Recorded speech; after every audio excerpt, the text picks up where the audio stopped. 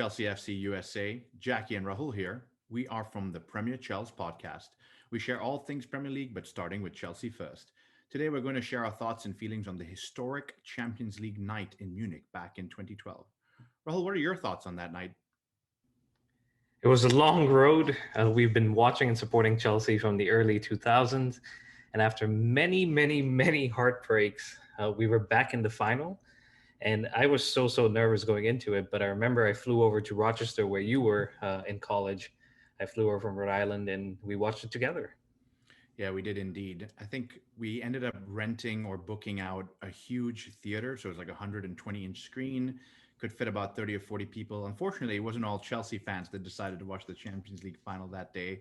It was a little bit of some banter fans in there, some Man United fans, Arsenal fans giving us a tough time. But we were a good handful of Chelsea fans that were sitting in that front row, right? Yeah, absolutely. We were, I want to say about 10 to 15 guys that were just there in the blue tops and watching, and everyone else was kind of in the background, like background noise. Um, but yeah, it was nervous, and I wasn't very confident going into it. If you remember, I flew over to Rochester and I was like, well, if we lose, this trip's kind of just void.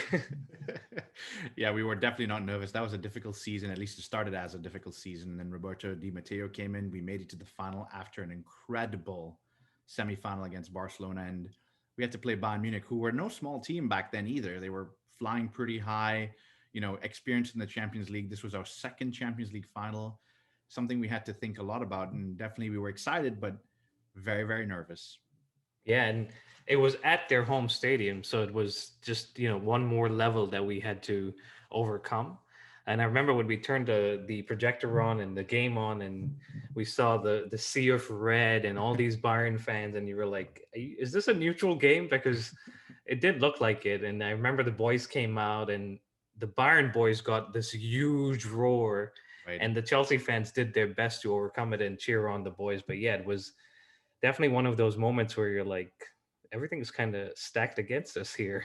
Do you know one thing that did stick out to me at the beginning of that match was when Solomon Kalou came out and had that giant spider haircut there. I was like, hey, if we're not confident, at least he was very confident to rock that haircut. He was ready for that day, man. He was. He probably was like, this is my only opportunity to unleash that spider. So he did it. But the other thing I remember from that game was we looked at the team sheet and we see, the usual likes. There were some suspensions for Ivanovic, Terry, and you're looking at it and you see a young Ryan Bertrand starting on the left wing, and you're like, what is going on here? But hey, credit to Di Matteo and credit to Bertrand for taking it into his stride and putting in a good performance. Yeah, for sure. I don't remember Ryan Bertrand so much from that day, but anytime his name comes up, it's always going to be historic in that Champions League final. But I mean, when the game started, we were pretty much in the back foot that entire, I think, 80 minutes or so. How much do you remember of that?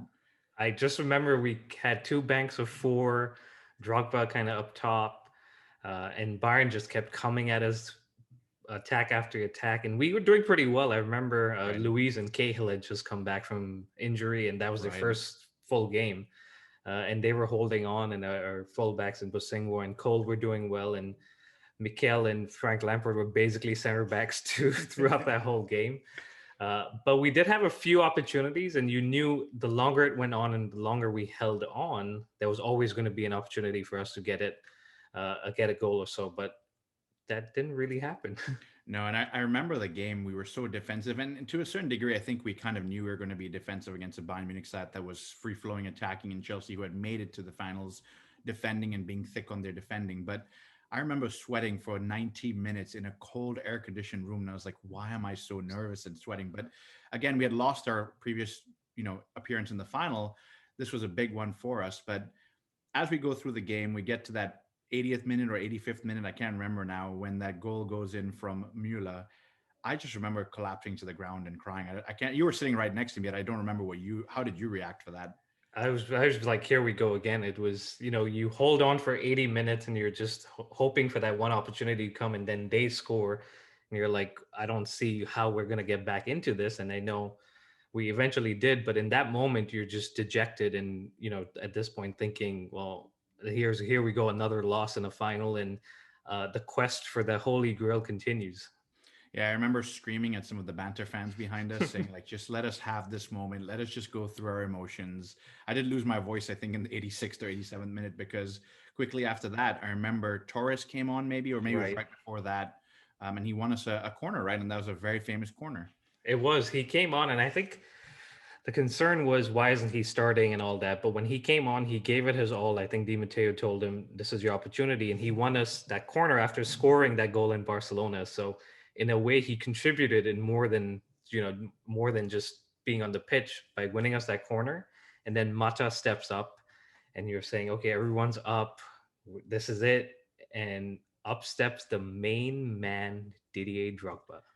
Yeah, Didier Drogba was a big game player, and if anyone was going to step up, it was going to be Didier, Frank Lampard, maybe John Terry, but he was not playing that night, obviously. So, but one thing that needs to be said is actually Juan Mata. I remember a lot of things came out after the final where Didier said, when they scored, it was almost like, here we go again, like you just said, and we're going to lose. But a lot about Juan Mata saying, believe, Didier, believe. And I think that young Spaniard at that time, I think he was 23 or 24, coming into us that season, really helped some of the senior players go, this is our opportunity, guys. Let's do something. And what a corner that was. I remember when it left his foot, Didier flying. But it's funny, Raul, this popped into my head just now, was Frank Lampard. There are many pictures that have come afterwards where he's behind Didier with his eyes closed, praying that the ball goes Yeah. in.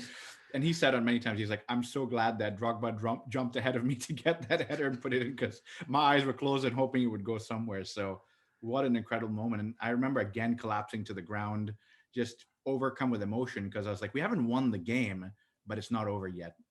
Yeah, yeah. I mean, that was a lifeline, and you knew we were back into it. And Bayern at that point were just trying to hold on, get to the end. And as soon as that goal goes in, you could see that Chelsea started believing again, like you were saying. Mata told Drogba, and Bayern were like, "Oh, like what just happened?" We literally went 80 minutes, attack after attack, and Right. scored the goal. And now suddenly Chelsea get one opportunity and get back into it. And that's all Drogba needs. I mean, big Right. game player, final player, and it was fitting that it fell to him given how it went for him in 2008 against Manchester United. So that got us back into it. And I remember jumping all over. And obviously, we hadn't won it, like you said, but Right. we knew we had given ourselves another lifeline to make a run at the trophy. Yeah, at this point, I've lost my voice, but then reality kicks in, and I realize we're going to extra time, and it's not going to be an easy 20 minutes or so in the second half of that extra time where I think Didier Drogba turns into a villain for a few minutes, right? He does. He fouls Robben, and you're thinking, all right, like now Robben's gonna score. Like when does he ever miss a penalty? And he steps up. And the main thing I remember from that was obviously Czech saves it, but I don't know if many of the fans out there have realized, but a beach ball comes Yeah. flying in. And I'm like, if this ball was noticed by the referee, well, we have to retake it. But regardless, Czech saves it. And it was at that point, I can be honest with you, I was like, I think we're going to win this because when does Robin ever miss a penalty? Right. We give it away, and Czech saves it and jumps onto it. And I was like, this is it. It's happening. Yeah, I remember. I mean, Czech was instrumental that entire game. If anybody can tell us how we won that Champions League, the amount of saves that man made that night is second to no other performance from any goalkeeper I've ever seen in my life. I have to be very honest. So, but it's interesting that you talked about the beach ball. That's something that stuck out to me as well. When the beach ball hit the ground and bounced onto the field, I was like, what if the referee decided to retake this and Robben scored? So many what ifs. But unlike you, my friend, I was still very nervous. I didn't think the game we were going to win just yet. It remained to be seen what was going to happen. But after he saved that, you could tell the players felt a little more confidence. Luck was in our way, whatever it may be, and we were going into penalties. Yeah, we were. And it's the point you bring up on Czech. I just looked it up. Bayern had a total of 43 shots in a Champions League final, and they managed to get one goal. So obviously, defense at their piece, but Czech was on it too. So Right. to credit to him. And then you're right. We go into penalties, and at that point, you're like, it's 5 kicks, and we could win the Champions League, or it could go like it did in Moscow. I beg your pardon. But hey, we got it done. And those penalties, each one, I had my fingers crossed, and I was like, okay, we missed the first one, but I think the second one. And I'm a superstitious guy, so every time I had my fingers crossed and we scored, I was like, I'm not Keep them letting go. crossed. Yeah. No, I don't remember a lot about the penalties, Rahul, other than the Chelsea side. It was almost like I didn't care what Bayern was doing. Right. But the only penalty I did remember from Bayern's side was the one that Bastian Schweinsteiger stepped up to. And we can run through this if we need to, but it hits the post. for a split second, I'm about to celebrate, and see it hit Petr Cech's back, and I'm like, this ball could roll back into the net, and this would just be unbelievable. But it rolls out, and then of course Diddy has to step up, and I think goosebumps, nerves. I had physically cold feet and fingers because I was so nervous for that. But we know how that went after that. Yeah, I mean, we like you said, we'll just run through it real quick. Mata missed his first one, and that put the pressure on us. I think we then went 3-1 down until we could eventually go back and get the second one in. And then Luis, of all people, I don't think I'd ever seen him take a penalty up until that point. And he runs up from like halfway and slots it in, and then like gets the Bayern fans going a little. But the main one for me, obviously Lampard does his bit, but the Ashley Cole one, Wow. Yeah. you knew he was gonna put it, but you were like, where is it gonna go? And Neuer, to his credit, dived the right way, but Right. Ashley had just put it in the exact like corner, and Neuer didn't get it. Yeah, and same for Frank. I think when he took his, you're usually watching Frank go for a bottom left hand low drive, but he just stuck it right down the middle with all the strength, and he said, "Save that, why don't you?" And of course, they didn't save it. So definitely an incredible moment. And every penalty we took, there was more yelling. So my throat was extremely sore at this point. I remember I could barely speak, could barely say anything. Yeah, yeah. And you mentioned the Schweinsteiger one. I think it was Olic, the one Czech saved. So at that point, they had missed two. And then you said it, Drogba steps up. And I can't even imagine what was going through his mind, what he was thinking, because he puts the ball down, takes 4 steps back. And then the next 4 steps, he buries it. Yeah, and buries it is probably an exaggeration, Rahul. I think he rolls it ever so slowly into the side of the net. I remember watching this moment now, looking back, where I was just staring at the screen, and it took a second or two.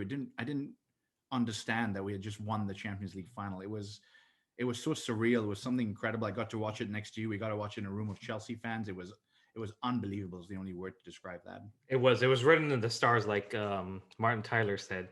And after everything we'd been through that season, like you said, with AVB, Di Matteo comes in, the Barca semifinal, the final itself, the moment that ball hits the net from Drogba's foot, it was a relief. Everything just calms down, and you're like, this is what we've been waiting for the past 10 years. And man, and then the celebration started. We started jumping around. We turned around to the fans behind us that were not Chelsea, and some colorful language was used. But all in all, it was a great moment, and that kicked off the rest of the day.